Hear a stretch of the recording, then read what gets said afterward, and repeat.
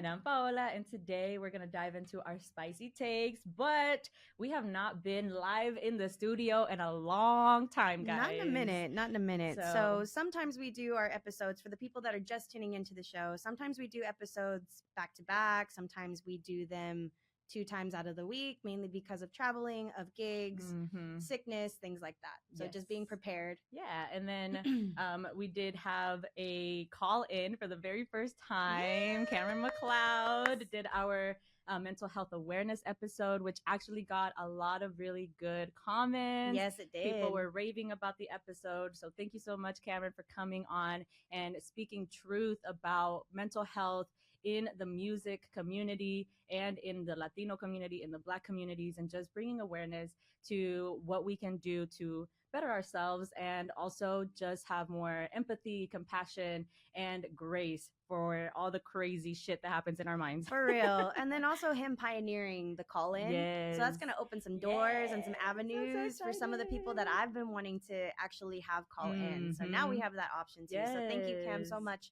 for doing that with us for the very first time. We were a little nervous, but we pulled through and it worked out. So yes, definitely excited for the new opportunities that's going to open up, as well as like when we're traveling, maybe we might show you where we at, right, or something. Vacation episode.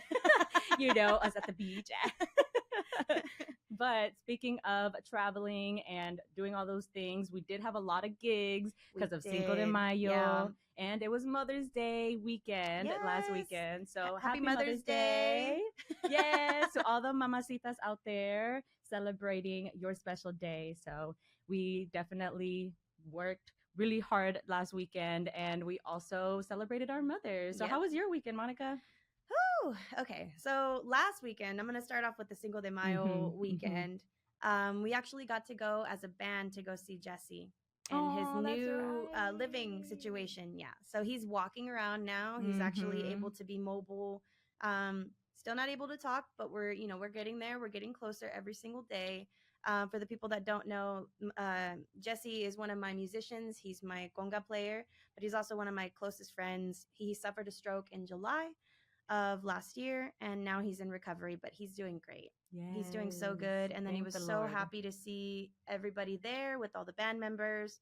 It was awesome. And we did that before our gig, So that was like the moral boost you needed. I did, honestly. Like, I'm doing this for my boy. Let's get it. Exactly. I love that. No, so he's doing really good. He seems happier. He seems like he's thriving a lot more. Good. So just, more prayers go in that direction and everything. Always. We had a gig out in Fort Worth we don't get a lot of Fort Worth gigs. Yeah, same. I think we only had like one or two Fort Worth gigs. Stay in like Dallas, Grand Prairie, Arlington, but Fort Worth is one of those markets that we're like, we like going that direction because there are Latinos. There's a lot of raza out there in Fort Worth. Exactly. And so we had a gig at a restaurant called Los Molcajetes. Okay. And it was pretty good. It was a lot of fun. A lot of people out there. They were dancing and singing along. So I had a great time last weekend. Nice. I'll talk about Monday here in a little bit as to why we weren't here. Yes, but let me get into my Cinco de Mayo weekend because, oh my gosh, it was incredible. Well, Friday, it rained here in Dallas, Texas. So, like, our outdoor gig Friday evening got canceled. So we didn't go to that. So that helped me get, a little bit more rest, get prepared. And then on Saturday, we ended up going to Mesquite, Texas, and we partied with the people of Mesquite. So shout out to the Hispanic Forum of Mesquite for having us. They had us last year. They had us again this year, and they're already talking about booking us again next year. Nice. So those are blessings. So we love to see it. Booked and blessed. Booked and blessed. Come on. Yes. And so we did that on Saturday, and then I also celebrated Pablito's birthday. Yes. He turned 27. My little boyfriend. Your little boyfriend. It's a man now. I know, right? Yeah, so we celebrated Pablito. We actually went to Fort Worth, and we went to Sundance Square. We got to see Fusion Latina perform out there doing salsa, and crazy thing happened. So me and my sisters were dancing, right? Getting it, having a good ass time. Boom, boom, boom. Let's set the story. Okay? People were out there, like a lot of people were out there dancing, doing their thing. And this white lady comes up to us and she's like, where are you guys from? And I was just like, we're from Dallas, and my sister Jasmine, we're like, we're from Dallas. And she's like, oh, you're no help to me. You're no help to me. And we're like, what? Oh, girl, yes, we are. We can help you. How can we, girl? What do you need? What do you need? What do you mean? How can we help you? And she was like, no, like, where, like, what ethnicity are you? And we're like, oh, girl, we're Mexican. We're Mexican. You know, that question, where are you from? And you're like, I'm from Dallas, because that's what I'm repping. And then they're like, no, where are you from? Like what are you, where are you from? What are you at? So we told her we Mexicans, and we're like, okay, we're Mexican, la la la. She's like, oh, okay. So like my company, we do have a lot of Mexicans who work for us, and we're trying to do a Christmas party. And I'm just wondering, is this band Mexican? And we're like, well, salsa is not truly Mexican. Some Mexicans like it, not gonna lie, like Ciudad de Mexico, a lot of people are At least she was asking, though. Yes, she was asking. And I was like, yeah, no, this necessarily is not gonna appeal to a broad Mexican audience, because Mexicans, we like norteñas, conjunto, like tejano, and like cumbias, right? Yeah. And so of course my sisters, they're like, oh, well, if you want a Mexican band, my sister has a cumbia band, so you shameless can plug. Yes, shameless plug. I was That's like, right, those are my sisters. If y'all want to get to know them a little bit better, we do have a sisters episode, go back and look at that one. So then she was like, oh, okay, so what's your number? How can we, get this ball rolling, blah, blah, blah. And so I had to put a little disclaimer, because the people of Fusión Latina are my friends. Yeah. And I am not a shark. Okay, let's put that out there. Like, I'm not going to try to take your business, because everybody can eat. There's enough food for everybody out here in this community. And so I just had to tell her, I was like, listen, these are my friends. If you were like initially going to go with them, please go with them, get a quote, like do what you got to do with them. And she's like, oh, I know them. No, they'll understand, because I really want my workers to get up and dance, because last year nobody was dancing. Oh yeah, we wanted people to dance. So then we're like, okay, well, listen, I have a gig tomorrow. Come and join us at this gig, see if you like it. If you do, we can get the ball rolling. We can get, you situated. And so they did come out to the second Cinco de Mayo show that we had in Bishop Arts, actually. That was popping, man. It was amazing. Girl, they showed out. So shout out to Jacob. He is the GM at Revelers Hall, and he literally put this together. Got Sabor Puro there. He got Los Gran Reyes.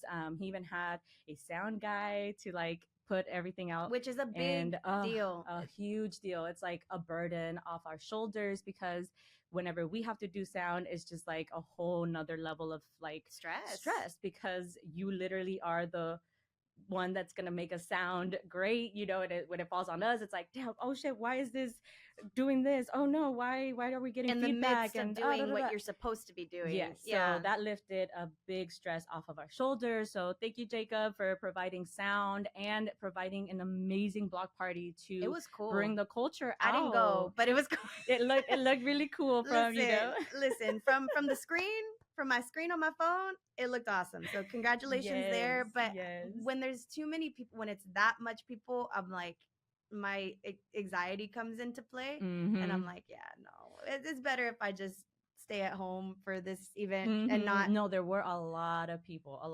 coming out, like surrounding the stage. Yeah, and there was 2 stages. So Spinster's Record, which is right next to Revelers Hall, or right next to Atlas, really. Yeah. They had their DJ stage right across, so it was literally a whole block of just live music, DJs, bars in between, and just a whole bunch of people just celebrating Cinco de Mayo. And even though I do want to clarify, Cinco de Mayo is not Mexican Independence Day. No, it's not. For anybody who did not know that information, okay, that was the Battle of Puebla, where Mexican troops actually beat the French battalion who was coming in to invade Puebla.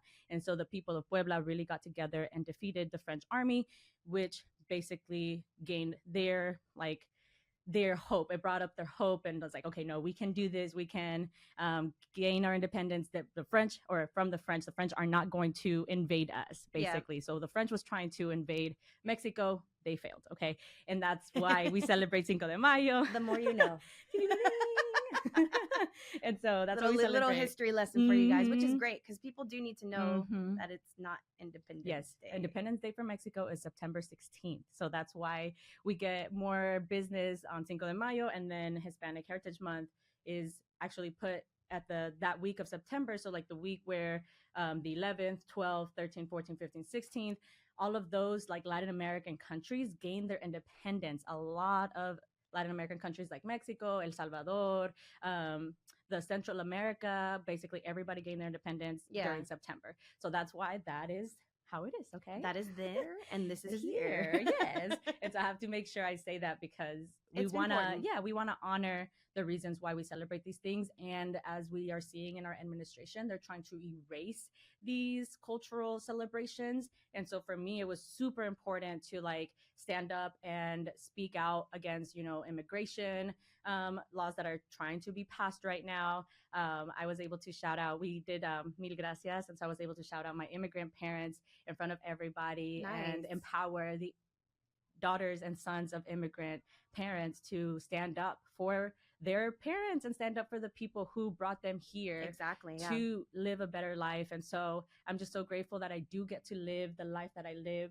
I get to pursue my dreams because I live in America, because my parents crossed the border to give me and my siblings the life that they knew we deserved. So I was able to shout them out. I was able to shout out all the immigrants out there and hopefully empower a few people to speak up and, denounce what is happening in our administration. So it was very impactful, very powerful, and definitely still on a high.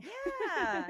2 weeks later. 2 weeks later. And it is a big high. It is one of those things where you feel proud to be Latina, to be Mexican, and, that's awesome that you got to do that. And then like, it was great, like I said, to see it on the screen, all the pictures and stuff like that. I'm sure you're going to post them. Oh, yeah, I'm definitely going to post more on Sabor Puro Cumbia. So if you're not following us yet, go ahead and go to Sabor Puro Cumbia on Instagram, and I'll be posting a lot more. Now, I made a little speech, so I'll be posting the speech that I made for my parents on Instagram as well. So awesome. Make sure to check it out.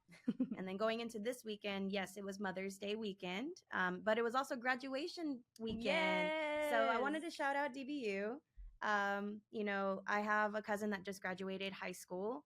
And, it was really cool to see because that's the last kid out of my Theo Eddie's family. So shout out to Theo Eddie, Thea Dana, Yay.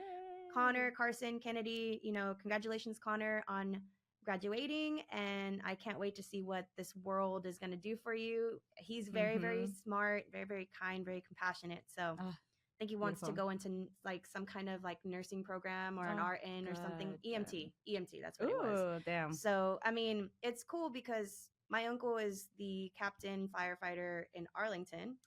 So he's got a son that's a firefighter, and he's now getting, his other son to be EMT. Wow, which is a big deal. And then Kennedy's also going for nursing as well. So these kids have grown up into really positive, warmth of this world. So I'm excited. And the service that they provide to their community by being firefighters, EMTs, nurses. Like, we need people to come into this world to do those things because God knows I'm gonna need somebody.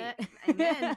I don't have no knowledge about that. No, at one point in time, I do want to get an episode with the firefighters. Yes, with my uncles. Would be amazing. Because both uncles are doing that, but I also have cousins that are now getting into their firefighter I have roles. A cousin who's an EMT, who was a firefighter, is in that role. Jasmine is a nurse. So there you go. We have a lot of people who are in that community. Maybe shout them out a little bit. Definitely. So we got to see, him at his graduation party. I also got to sing the national anthem for the Arlington Renegades, which was a cool experience because I haven't been back to the old ballpark since they renewed it, right? Yeah. Yes. So that was cool. Saturday was a very busy day. Yes. And then we took my mom out for dinner for Mother's Day. And then yesterday, I put on my senora vibes and just started cleaning the apartment.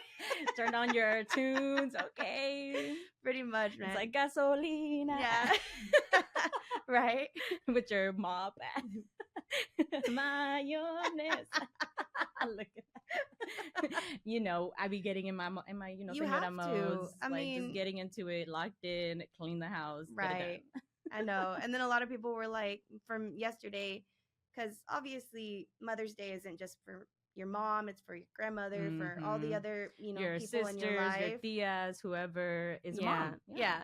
So my grandma, she was like, "And where are you? Like, why aren't you here?" I'm like, "Oh, well, I had chores to do." And I'm not lying, I'm doing them right now, So I called them yesterday and was just making sure that, they got to be celebrated. My dad went over there, so that was good. And, ultimately, like I've said in past episodes, Marco works 2 jobs. So whenever we have the weekends to actually get things done, we're getting things done. Yes, period. You have to do it that way.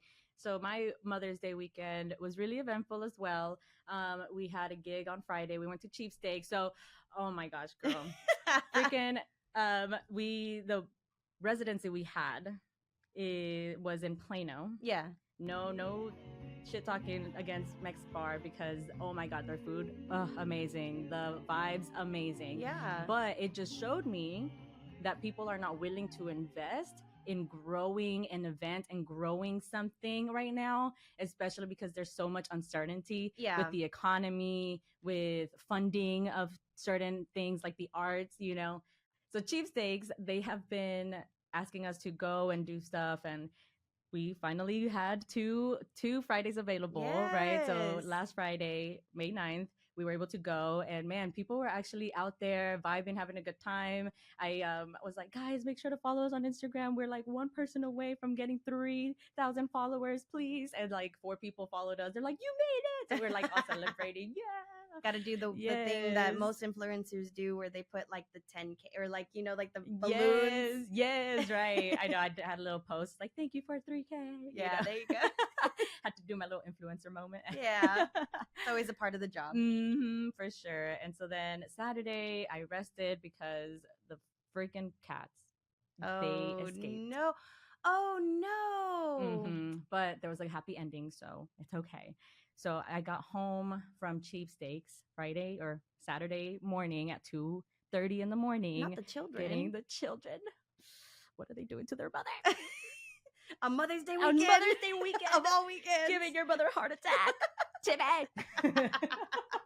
Timothy. I'm going to call you by your full government name now, okay? That's what I do with Milo, too. Milo Gordon. Let me find out he's in the kitchen cooking. Like, I know, but what happened? Okay, girls. So I walk in, right?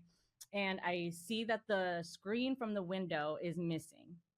They freaking popped it out somehow. Sometimes there's like outdoor cats who be, instigating my babies to be bad. The streets. They were called by the streets. La calle les llama, They're like, Mom, you be popping off with this song. Weird. It's calling us too. Yeah, right? It's in the blood. It's in the blood. Damn it. And so I walk over there and I'm like, oh, these kids, they freaking left.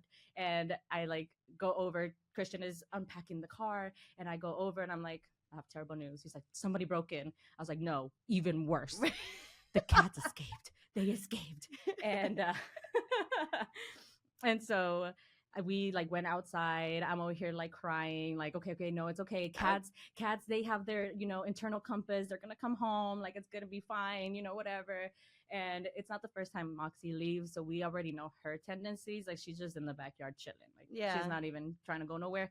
But Timmy, it's his first time ever going outside, ever. We wouldn't even let him out in the garage because we're like, no, he's too little. He can't even explore the garage. And this boy just went and following his sister. Yep, literally. So we found Moxie, got her inside, and then I was like, okay, maybe he came inside again and we didn't see him. You go around the house one more time. I'll go check inside. And that's when I started crying because I was like, Timmy. And nobody, nothing. And I was just like, okay. I like went into his usual hiding spots. I felt like I was in a freaking music video just crying. Like, Timmy. To find a cat, you got to be the cat. I got to be the cat. No. And so we left the window open and we were just in the living room. This boy didn't come in until 5 a.m. I literally felt like a mother waiting on the couch. Her chancla ready. My chancla ready. Like, ¿cómo chingados que no vas a llegar a la casa cuando te dije que llegaras a la casa? Like, just full off. But I was just, I was dozing in and out of sleep. Christian was like making more snacks. He was like, no, I'm going to stay up. Like, because if he comes in, I need to close the window. Yeah. So he came in finally at 5. We closed the window, went to bed. So we didn't get up until like maybe 11:30 the next day. Girl, I would be out until 2. Yeah, we just had shit to do. Goddamn. Ah. So we got up and I did my chores and run some errands, and then we went to the DMA to do a live action murder mystery clue game. Oh, it was so cool. They're gonna have another one in October, and I think we're gonna go again. Nice. Just because it's like you get your little notepad and you're like, all right, so where were you between the time of and you get she's really in Law and Order now. Yes, and so basically they have actors come and portray the like statues or the paintings, and they come to life, and they're like becoming the people, you know, and telling you like, no, at this time I was blah blah blah, blah. And they're like, oh yeah, no, Mrs. whatever, the gala chair, she was a bitch, you know, like however they and so you have to like connect the dots and be like, okay, this person killed them, okay, they used this murder weapon. And so my comadre Ayana, she was actually one of the actresses, and she was portraying Dimba, which is an African like kind of like the mother of the village type of person. Yeah. And so she's just like, no, I love life too much to kill anybody. I think it's so sacred, and you know, people deserve to live their life regardless of how evil they are. And we're like, she called her evil. right. Like, you know, hanging on to every word. You have something to do with it. People should live. Right? That's suspicious. Literally everybody were like, no, it was the twin. No, it was Perseus. Wait, no, no. Wait, it was this girl. Wait, she don't even have hands. Shit, I did it at this point. Right. Literally everybody just pointing pictures. But we got the right answers, so we're like, yes, we're fucking good. Yeah. And so yeah, we had a really good time. And then Mother's Day weekend or Sunday, we celebrated with my mom, my sisters, my cuñada. We had a little brunch. Christian had a gig in Denton, so we were up in Denton, so we got to see a lot of people with their little caps and gowns, you know, graduating. And then we're here again. Yes, and we weren't here for like 2 weeks. One of the reasons was because your girl Monica on Cinco de Mayo. I have to stress this. I cannot stress this enough. Jury duty. You know, doing your due diligence as a citizen. Mm-hmm. I didn't even get picked. Do you know how upsetting it is to wake up early in the freaking morning, get ready because you can't wear your street clothes, right? You have to look nice. For whoever hasn't done jury duty, it's coming. It's coming for you. You're next. Beware. But that was the whole reason why we didn't record on Monday, because we usually record on Monday mornings. And that was during the time. And then I get the text message or the phone call saying, we no longer need your services. You've completed your role. I'm like, damn. We could have been here. If with I would have known exactly at 10 in the morning. You know what? I was going to sneak it in. No, I don't even drink, y'all. I'm sober. Yeah, okay. No, both of us are, I think. My brother's kind of being a bad influence because he's got, you know, he's been making drinks at home. So lately I've been kind of like, I'll indulge a little bit. You know, I'm an adult. I have free will. I can make myself a little cocktail or two, you know? Hell yeah. Yeah. So lately it's been kind of like, yes, I'm sober, but at the same time, I'm like, when I need it, it's there. Yes, girl. But you know who else was in court? Girl. So we're gonna start our spicy takes. They're gonna be all over the place. Yes. It's not gonna be the same sweet, spicy, mild. No, girl, there ain't nothing sweet in this episode, except for the Theary update, which is coming up. The Theary update so make sure is the only sweet thing. But our taste buds are gonna be all over this board. You know, there's gonna be some flaming hot, and then some mango habanero up in this bitch. You know, so, yes. And we're starting off spicy because the Diddy trials have started. So in season 1, we definitely dove into the allegations that Diddy was getting. Yeah. We talked a little bit about the background, and now everything is going to come out into the light because the opening statements of the Diddy trial start today, Monday. Yeah. So obviously the episode isn't going to air until Thursday. You're probably listening to it on Thursday or on the weekend. But the Diddy trials have started. They already chose the jury, which was happening last week. And man, I'm sure the witness stand is about to be on fire because they have 3 main witnesses. One for sure is Cassie. Yeah. And she's pregnant, y'all. And she's going to have to go through all of that shit again and go through the trauma, like relive that trauma. And her baby is going to be on the witness stand, like in her belly. Like, fucking it's so Diddy. much. It's so It's much. so much. And I mean, there's so much coming out. I think even the lawyer that was representing him at one He point, pieced out. He's yeah, like, nope, I'm out. He doesn't I'm out. want any part I'm of out. it. Mm-mm. And that's how you know it's bad. That's how you Mhm. know that is like it's really, really bad. Yeah. Yeah. And so Witty, witty bad. it's witty, witty bad. Literally. And they're speculating that the third witness is Gina Hung, which was one of his ex-girlfriends. Yeah. And she was like the first person who publicly spoke out on Diddy and his abuse, like him beating her up because she was just talking to Mac Mill at his birthday party, and she just wished him happy birthday. And like after the party, like they literally left as soon as Diddy noticed that okay, so like let's say I was saying happy birthday to you, right? And then you're like, oh, thank you, Thank right? you so And your much. hand goes out. What is your instinct, right? Like, oh, thank you. You know, you want to reach the hand out. So Diddy saw whenever they were holding hands, apparently, allegedly. And so she spoke out on that on a podcast. I can't remember the name of the podcast, but I listened to some of the interview with her, and she was just saying that like once Diddy saw that they were holding hands, like touching, obviously, like I'm the type of person who's like, oh my gosh, happy birthday, you know, and I'm gonna have an interaction with you. And so she had that interaction with Mac Mill and got beat up because of it. And there was like another instance where she was texting a guy, and he found out that she was texting a guy, and again beat her up. And she said that he would target the back of her head and the side of her head. So think about it, y'all. If you are a domestic violence person, like if you are the abuser, where do you think you're going to attack? You're not going to attack on the face because obviously that's going to be so noticeable. You're not going to attack on places where like if she wears skin is shown. He's going for the back of the head where there's hair, and there's not going to be any evidence that there was any like abuse happening.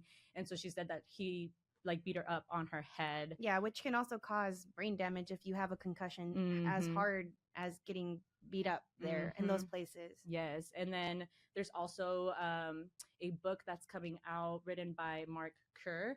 And Mark Kerr is actually a singer songwriter who worked for Diddy under the Bad Boys label. Yeah. And so he's coming out with a book basically just exposing Diddy with all the shit that he would do back in the day. So everybody's coming out of the word works. I think Kim Porter's story is going to be a big highlight in this because people are speculating that Diddy was the one who killed Kim Porter because of the pneumonia type of, what is it, like death? Which that was happening to a lot of people. I think that was I think it was something similar with Jamie Foxx and Michael Jackson. As well. So it's just like if you connect all of the dots, like it just looks very suspicious that Diddy is the one in the middle. It just seems like the man is a fucking vampire because like all of the different deaths that have been going on throughout the decades, not just like within the last couple of years or not within the last decade, decades. Multiple. I'm like, dude, how long have you been alive? Like, geez, to do this much damage. Right. And like, so Al Shore, which is Kim Porter's ex-boyfriend, they had a baby together, but then Diddy ended up raising that baby. I think it's Quincy Jones is his kid. And so Al Shore is going to go on the witness stand, and he's going to talk about how he thinks that Diddy killed Kim Porter and how he tried to kill him. So like this witness stand is going to be crazy. It's going to be messy. I think people are not going to hold back. Some people were scared for Gina because she was the first one to publicly talk about the incidents. And, you know, there's a track record of people disappearing. I think I heard something about that. I think that one of the witnesses did like disappeared, right? Yeah. But I think she was just in hiding because she like came back out and so then that's good. To post. Yeah, so she started posting again. She's okay. She's okay. Yeah, so they're speculating that it was her and that she was scared possibly because they were like, oh, well, if she isn't dead, she either got threatened or personally was just like, frick, like what do I do? Like it's too much, you know? So yeah, I'm gonna be watching it like a hawk because whatever these witnesses say, I feel like is going to be very telling on the type of person that Diddy really is. And I Yeah. really hope that the jury can see who is telling the truth, who is really like just pouring their souls out, because at this point, like, you don't have anything to gain, At like, all. at all. And if you have been in an abusive relationship with Diddy, if you were in like a power imbalance relationship with Diddy, like, that shit hurts you It's the soul. It's not just mentally, your your body. heart, everything. Yeah. So the fact that they're coming out and talking about it is going to be very telling. And yeah, it's gonna be hard, because I'm sure there's gonna be a lot of, like, the illicit type of events that they would have, There's like gonna be a the lot. king parties that he would throw. Yeah, so all of that is going to be exposed. And I mean, at this point, just kind of be prepared for some of your favorite artists, your favorite, actors, Mm-hmm. producers. Mm-hmm. Be ready for it, because unfortunately, they're there. They're there. Mm. I know. And I did see Michael B. Jordan also being named, but I don't think that he's affiliated with Diddy. I think he's more of like a victim type, because I think he was with Cassie at one point. Like, he's connected to Cassie somehow or another. Somehow, yeah. So Diddy does have a freaking track record of messing with the guys that are talking to his girls or his ex-girls, because at that point Cassie and him weren't together anymore. No. He also like exploded Kid Cudi's car because he was talking to Cassie. Mm-hmm. So all that shit is coming out. It's gonna be real fucking messy. It's gonna be as messy as the whole. I mean, it's gonna be way worse than the Justin Baldoni and the Blake Lively and Ryan Reynolds and stuff like that. Because all of that, yeah, the Ryan Reynolds BS, getting Marvel involved and Taylor Swift getting subpoenaed, and there's gonna be way more people getting subpoenaed. Yes, way more. Dude, Ellen isn't even in the country right now. I wonder why. Because she was like this with Diddy. Her Pookie, her whatever the fuck she was calling it. Hi, Ellen. So yeah, and I saw this clip of the Oscars in 2014, and they were like acting fucking weird. Yeah. And like, who wants pizza? Who wants pizza? And then she like changed from like a black outfit to a white outfit. Not reading too much into it, but the white parties that Diddy threw apparently had a lot of freak offs going on. You kind of have to read into everything now. Just like how you were being detected, it's exactly like that. You have to look at everything. You have to be able to look past the surface level stuff. And then, so good luck to the trial. Good luck to the people that are actually coming forward and speaking. I hope they put him away for years. I do for the rest of his life. I do too. I hope that justice is served for everybody who has been mistreated, has been, dragged by him literally and figuratively. Yeah. Because a lot of shit is gonna come out. So I'm gonna be on it like a hawk, because I want to bring you guys all of the information. I do follow this podcaster / influencer. His name is Flo, and he has a podcast, The Flo Show No Filter. That's where I get a lot of my Diddy information. So shout out to Flo, because he really be putting it all in perspective, everything. He was a part of the industry for a few years, but he was like, yeah, I saw some fucked up shit, so I dipped, because you ain't gonna catch me at no fucking freak off. So I was like, yes, I trust you. I'm gonna continue following him. So if y'all wanna get more and more in depth with it, definitely follow The Flo Show No Filter, because he'd be going in on some wild ass stories. So we're praying for all the victims who are going out. I wonder if Justin Bieber is gonna be involved. I feel like he will. I feel like that's gonna be the main one. Yeah. But I think he's just going through a psychotic break as we speak. Yeah, I do too. So, I've shit. If I had to go testify on the shit that I saw as or a kid. happened to me as a kid, no. So yeah, we're praying for all the victims. We're hoping that justice is served and the justice system doesn't fail us, and keeps all of the people who have done wrong accountable for their wrongdoing. So that's all we can say. And with that being said, we are also sending prayers to the Vatican. Yeah, there's a new pope in town. Pope Leo is in the house. He has come from Chicago. He is an American pope, the first American pope. I love how that kind of I slipped up the first American time pope saying, wasn't the Pope American? And you were like, no, Latin American. Yes. I was Latin like, well, I called it. Yeah. She prophesied. It was there.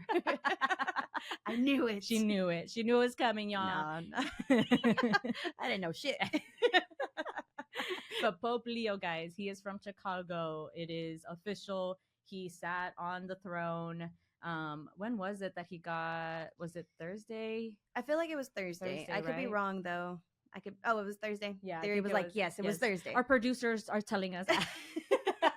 We just got a note. So yes, Thursday he got chosen to be the Pope. I actually listened to an interview on NPR with a cardinal who was at the conclave. Ooh. And he was like, yeah. And I just said, ooh, because I just watched Conclave the week before. Did you finally watch it? The week before the Pope was chosen. And then he was chosen. And I was like, ooh, I know exactly what happened in there. I was in the room where it happened. There was drama. People were talking shit. Yeah. Dirt was dug up. Okay, yep. Period. Like, it was crazy. Conclave, if you have not watched Conclave, we're not paid partners with them. No, not at all. Not on any of the information we got for you.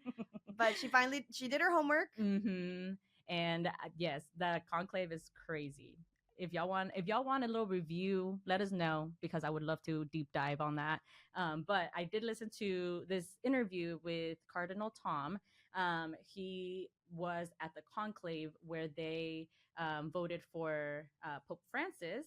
So this was his second conclave, and he was just like telling us he couldn't say anything, incriminating that will, allegedly. No, he was just like that they were trying to choose a pope who was going to be more like Jesus, basically. Mm-hmm. And Christ-like, yes. And so their hope was that it would be somebody who would advocate for peace in the world, right?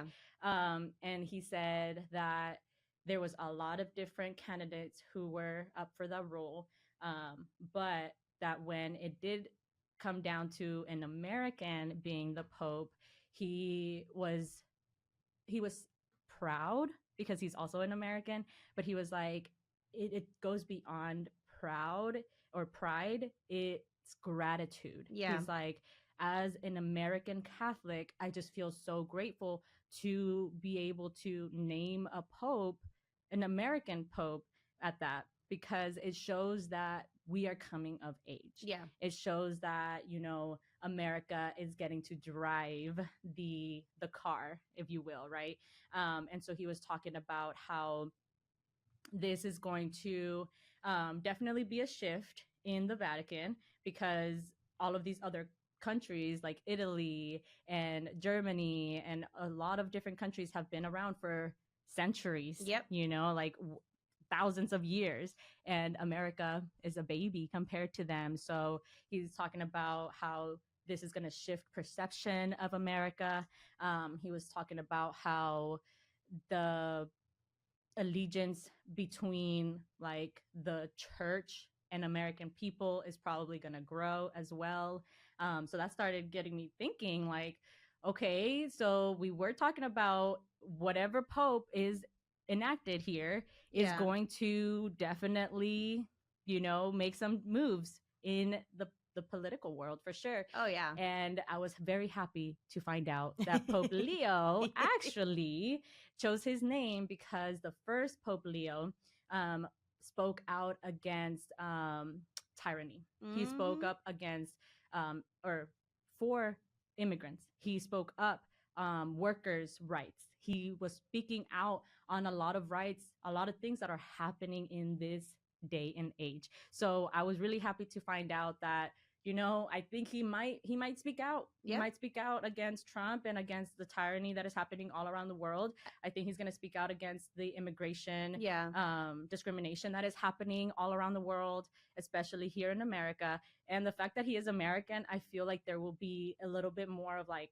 a leeway or like a bridge to be able to come up with like something, a plan to hopefully better the world. Well, I know for a fact, I think it was said that he spoke up against, the administrative.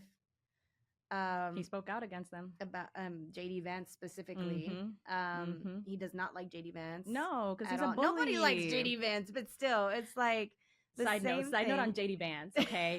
Because y'all need to know. Side note: he wrote a book while Trump was in his first presidential office, in his first term. He wrote a book talking shit about Trump, and now he's kissing Trump's ass. Bro, you cannot trust a man who writes about somebody else and like is criticizing the whole administration, and there's so much hate, to just being like complicit because he got what he wanted. Yep. He wanted that position. So obviously he's going to do whatever the fuck he can to get there. So sorry, just a little side note for all of y'all to know. I'm exposing these men. Exposed. But yeah, he spoke out against JD Vance. Yeah. No, so it's, for the most part, I think it's a good transition. I felt like it was very fast, but I think that's the whole process, because when one pope dies, you have to have some kind of representation. And I was like, dang, the body's still warm. Like, yes. No, and I watched the movie Conclave, and part of the reason why they try to make it as fast as they can is so that the public doesn't seem like there's a lot of like turmoil or like turning in. Disagreeing against each other. So it can show, like, if they take too long, it can show that there's division in the Vatican. So they try to make it as fast as possible to be able to show union and show that, they're all in agreement on this. And yeah, so I'm not surprised that it did happen the way that it did. Yeah. But it is very shocking to know, like, wow, they did that fast, and it's an American pope. Yeah, I really am happy with the decision. Yeah. Because one side, he is traditional. He does believe in the church and like believes in the Catholic traditions, but is not afraid to speak out against what is wrong. And so that's the part that we were really praying for, is somebody who is willing to, speak out for the people who don't have a voice. And that's what a person in leadership should do. Speak out for the people who do not have a voice. And so, yeah, we're really happy about that. And another thing we're really happy about is that Theary graduated. Woo! We have a Theary update for you guys. So it was also Theary's birthday. Oh, so, my gosh. Yes, he had a double whammy weekend, okay? And it was Mother's Day. So, yeah, our boy was celebrating all over the board. Celebration. Come on now. So Theary is going to give us a Theary update to end our episode, because, we have to end it on a sweet, positive note for you guys. And this is the sweetest thing we got. And this is the sweetest thing we got right now. Hello. Hi. Hello, hello. Is this working? It is working. I can hear you. All right. We have two computers, monitors, and our boy be working back there, okay? In his little corner. Yeah. So yeah, it's been a while since I've talked on the podcast, I think. So I guess I'll run through who I am again real quick. Yes. So my name is Theary. I just graduated from UNT with a bachelor's in media arts, which is basically film, TV, podcasts, radio, that kind of thing. Anything media, they kind of train us to do that. And so I just graduated summa cum laude. Very happy that I pulled it off, because there were some struggles. You had a lot of stress going into the graduation. Yeah. And some finals that you have to finish. Yeah. So I guess let's talk about, I don't know what to talk about. I'm graduated. So it feels good to be like officially done with all the things. We've officially finished all our films, premiered everything. Thank God. Because oh my God, that was there were some rough weeks. There was one point, there was a day, I think Monday, one of the days we took off, I think, where I pulled a straight all-nighter and then drove to Denton. No, that was not one of the days off. We did record an episode that day, so I went home. Theary. Yeah, I pulled like a straight all-nighter and then drove back to Denton because I had so much to do.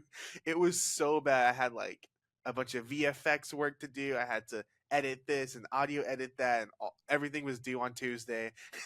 Oh Man. of 2 weeks ago, and so like we're done. We're premiered everything. It's officially Yay. over.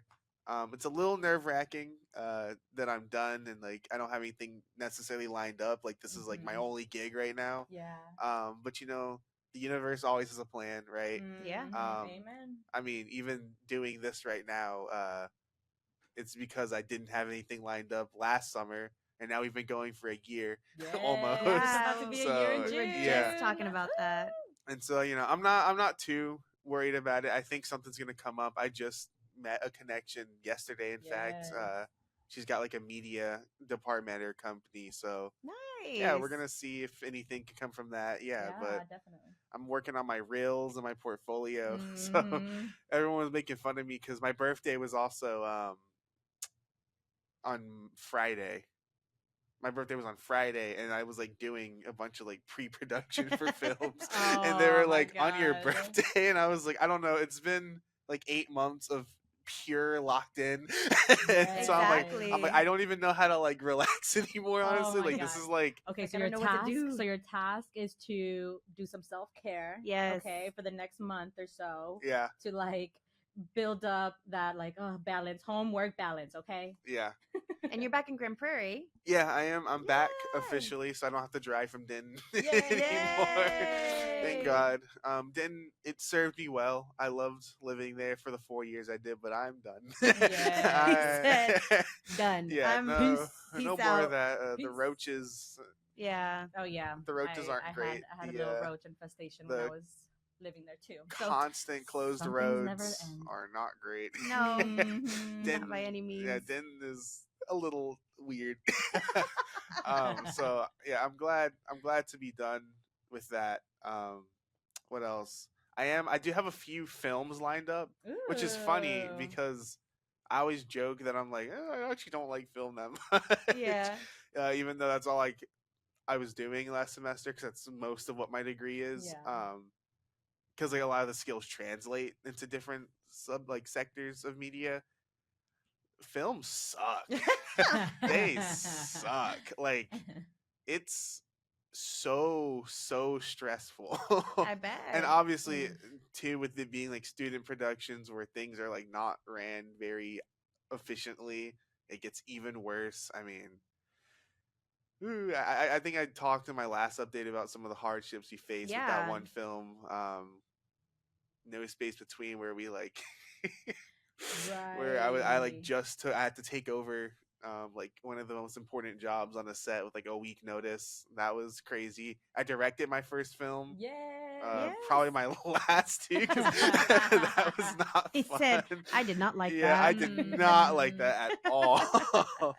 And granted, I did like do a lot of the work myself, which isn't exactly how that should be going. So maybe I'll try my hand at it again at some point. I don't know. I just that was It was the first yeah. impression that was Yeah, it was a not lot. what It you was wanted. a lot to handle, and a lot went wrong, which is normal.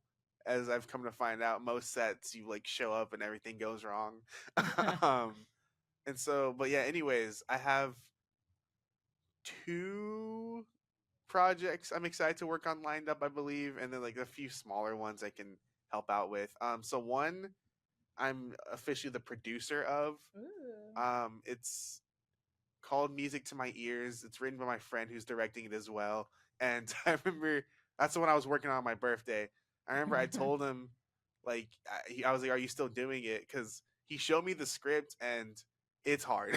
Yeah. It's got like Dang. a fight scene, like a dramatic fight scene, so like a kind of like gritty one, not like a kung fu like action hero kind, Yeah. like a smashing Like a beer brawl, bottles. like Yeah, a brawl. a brawl. It's got that in it. One of the locations was a bar, I think, and I was like, yeah, this is gonna be like really hard to pull off. And so I like made this list of all these things he's gonna have to look out Wow. for. And he was like, Yeah. well, would you want to produce it? And I was like, sure. I already did half the work. I know. I was Yeah. like, I have that skill set, and I've learned more and more that producers are much more important than I was even as a film major giving them credit for. Like, I remember one of the issues that we faced in the film that was ruining my semester basically was that our producer was MIA, and that was leading to all these logistic problems that like it wasn't my job to figure out, but like no one else's job to figure out either. So we were kind of just sitting there like mad at each other because like nobody what's going on? Because because like the producer is supposed to be doing that, and like the joke is like producers are basically playing God on your set. Like, I mean, if the producer sucks, your set sucks. Like, it's all up to them. Well, your set is gonna be amazing because you're the producer. Okay, period. And so I'm excited. We started crewing people, and he's not trying to shoot this for a while, so I have a lot of time to work on it. And so I'm that's my first time producing, so we're gonna see how that goes. But I've learned like I always joke that like every time I think something's gonna go wrong, it does. Like if I in my mind acknowledge that's gonna go wrong, it most certainly will be going wrong. So I'm like, I think I'd be good at producer because every time I'm like, this isn't gonna work, or this is like someone's gonna stop us, or something's gonna happen here, it always happens like an hour later. Then don't think it. Yeah, you be manifesting that shit. I know, bro. The law of attraction works both ways. Okay. I remember there was like one point. There was one point I was working on a film with my friends, and they like left the equipment like inside the building, so it wasn't gonna get like stolen. But I remember like I looked at it, and it was an eye shot of the equipment room, and I was like, they're gonna come out here. And I was like, they're gonna take this back, and then we're gonna come back, and it's not gonna be there, and they're gonna like panic because it's gone, and the equipment room's gonna try to teach us a lesson out of this. And then we left, shot the shots we needed, came back. Lo and behold, the camera case was gone, and so were the lenses, which were like $20,000 for that kit. And of course, they started panicking and running around the building, you know, like this and that. They were like trying to like hint at the equipment. Oh, did you maybe like pick this up or take this?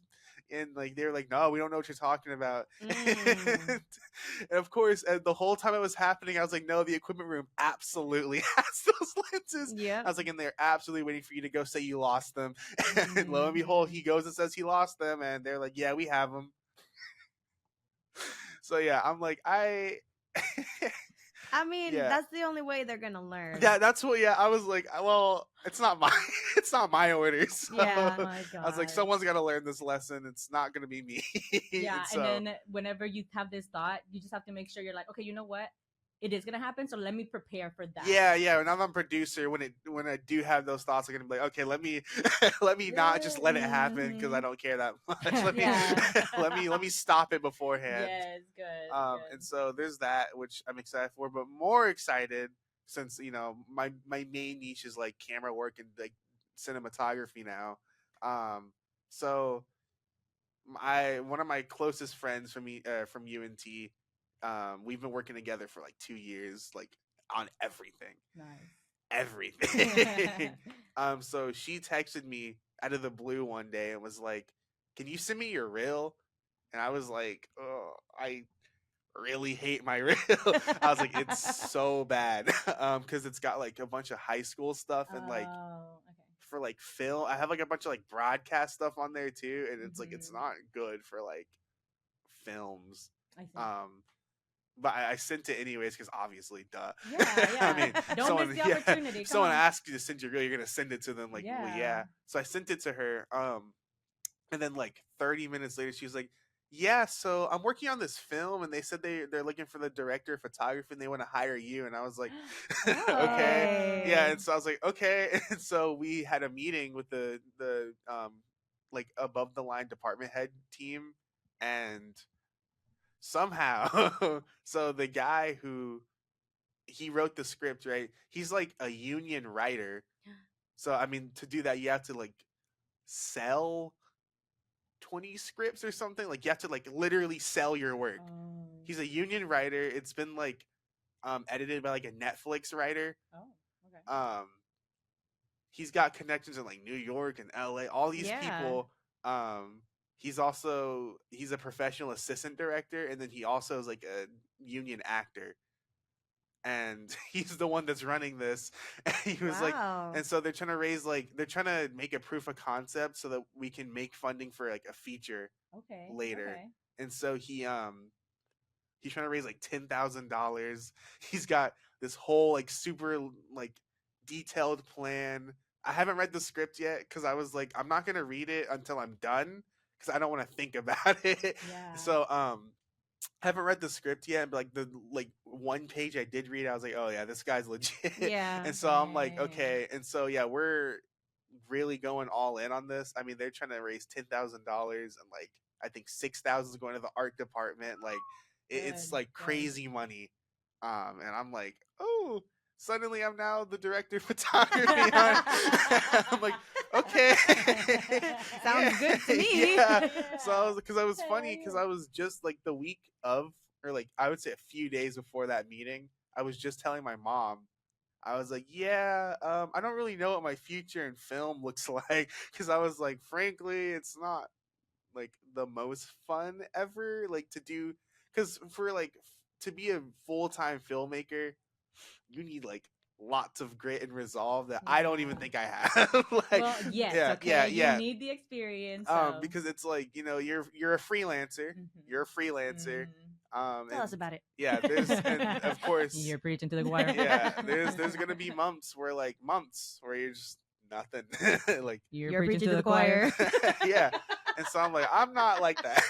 I'm not like that. I would much rather have like a broadcast like job because that's most of what my skill set is anyways.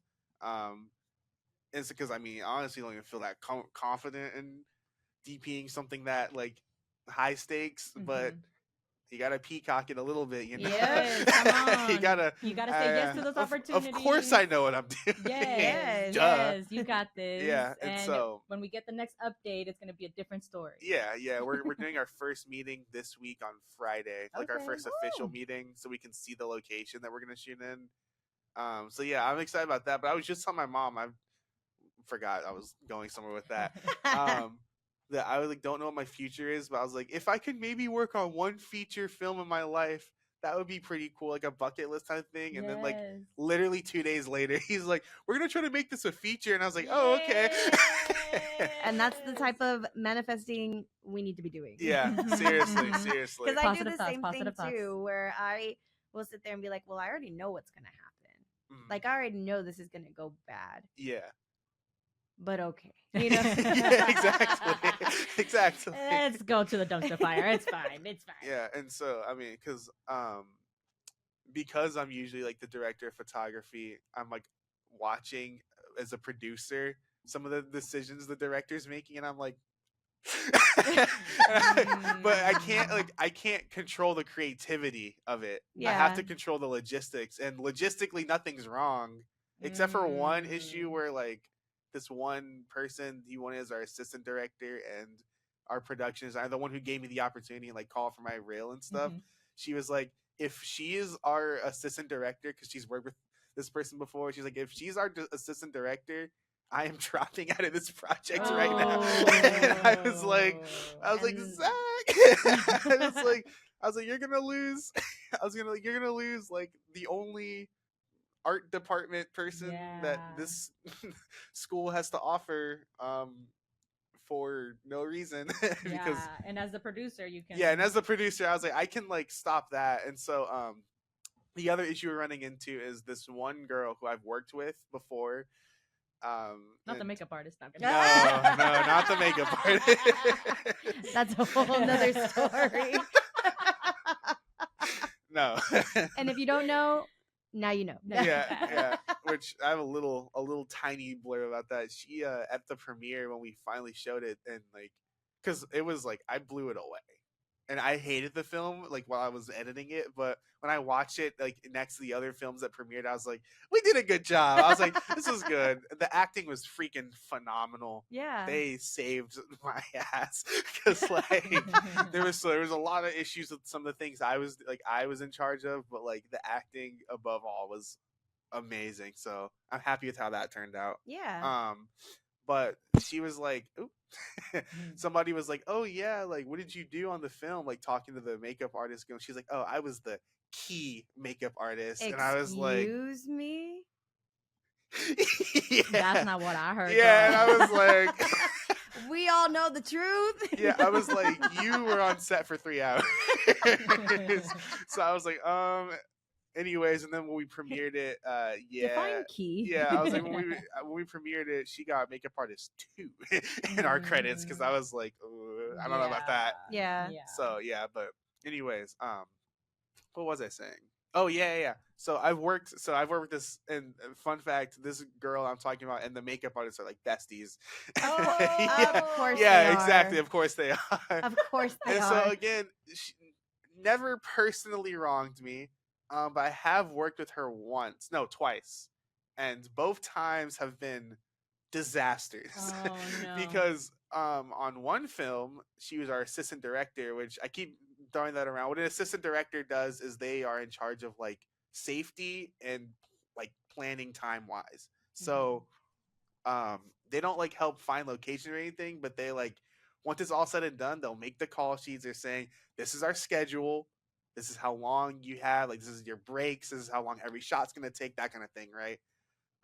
And so I have a great assistant director in my side, which is who I replaced the bad one with. I was like, we need you again, because she's awesome. Like she's the only reason we even made it through my film, is because I was like, I need help like badly.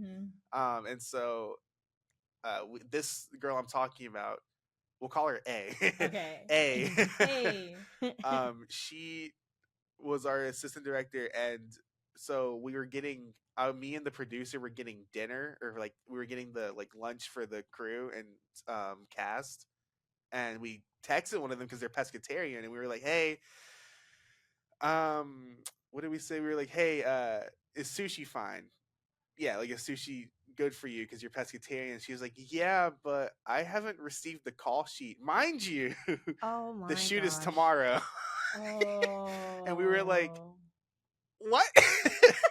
Oh, no. And so we contacted all the actors, and they were like, I haven't gotten a call sheet yet. Oh no. Mind you, the shoot is tomorrow. And so we were like, Oh no. and so we go to her and we were like, hey, you didn't like send the call sheet by any chance, did you? She was like, oh no, I haven't heard from the actors.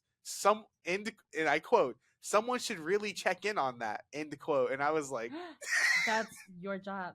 The fuck? I was like, that's like specifically your job. Like, what do you mean someone should check in on that? And so then on my film, because again, it's not a personal thing, it's she sucks to work with. Not a personal thing. So there was continuity errors out the wazoo in my film. And there's a specific role called a script supervisor whose job is to sit there, watch every take, and be like, that clock moved. Like, that's not where that's supposed to be. That's their whole job. And they also like write down like what takes, what happened, like that kind of thing, right? Okay, continuity error in this take, editor, don't use it, that kind of thing, right? And I remember the first scene we were doing, we were looking at it and we were like, was that laptop open or closed? And unfortunately we couldn't really go back and check because I was shooting in a raw on the camera, and like it's this whole thing, it's really complicated to like check through the footage, and we were so many takes in. And she was like, I don't know, was anyone paying attention to that? And I was like, oh, I don't know, were you? Yeah. I was like, weren't you supposed to be doing this job? Yeah, I was like, I fear that's the whole reason we hired you. And then actually I worked her 3 times actually. And then the third time she was the director of photography, and I was helping my friend on that crew because he was like, we need help with lighting, can you like help us? And I was like, sure, I'm not doing anything better, which is why I was so busy, because I said sure to everything. So I was like, yeah, sure, I can help. So I remember I showed up to set and it was in a black box. It was in the same black box I had to convince my crew to use in that other film. And so I'm like, oh, I've worked in this place like a ton, I know how to like work this place, I know what I'm doing here. And I go up to her and I'm like, okay, where's the light source? Because I was working on lighting, that was my job. I was like, where's the light source coming from in this scene? Because I didn't read the script. I don't know what this room is supposed to be. So I was like, where's the light source? And she goes, I don't know. She's like, I guess that would be a question for me, right? You would probably know better. Just make it look good. What? End quote. And I was like, oh no. Oh yeah. Lord. And I was like, I don't know how you have the patience for some of the things that you have gone through with filming and with everything. No, I would be going to jail. Cussing people out. Yeah, that's why I work with kids. Yeah. A lot more patience there. One-on-one. Yeah, way more patience. And so yeah, I was like, and so like the lighting was horrible because I didn't know what I was doing. I just like threw a light, like a spotlight down. Yeah, I was like, here you go. That's all you can do. That's all you told me to do. They were like, the lighting looks great here, which it did not, first off. And second off, every time I like, so when you're making an image, maybe I can throw like a picture of what it's supposed to look like. When you're making like, when you're lighting a picture, right? You want contrast. So like, if it's specifically like a dramatic film, which it was, right? You know, you want like shadows to be on your characters' faces. Like one side should have like light and the other should have shadows because it just looks better. Yeah. Like you want to go light, dark, just looks better, like objectively, right? Yeah. And I remember like every time I put a light down and there was contrast, they would go, half of her face is dark. Can we put another light and make her like fully lit? And I was like, the whole point. Yeah, and it'd be like the whole. Contrast. It would be like the whole villain. It's like that's the villain of your story. Like, of course she has shadows on her, but she's the villain. Like that's. But I mean, again, it's not my job to like. It's if the director of photography wants something and they are happy with something, then I'm gonna do it and get paid for it. I mean, I didn't. Job is to follow their orders. This is unpaid, of course, but yeah. So I was like, okay. Anyways, all that to say, the one I'm producing. He picked her as the director of photography again. And I was like, and again, it's not something broke inside his mouth. Yeah. He's like twitching, like yeah. And so it's not my job to make creative calls and be like, no, like her cinematography is not going to be there. Like it's not my job to do that. And so I was like, he revealed like both the people that I didn't want on the crew at the same time to me. And I remember I was like at a hangout with the production designer girl, and I was like, you're not gonna like what I'm about to tell you. And that's why she was like, if that's like the crew I'm working with, I'm not doing. I wouldn't blame her. Yeah, and or so, you. And so I got the assistant director replaced. Thank God. Because a little spiel about her.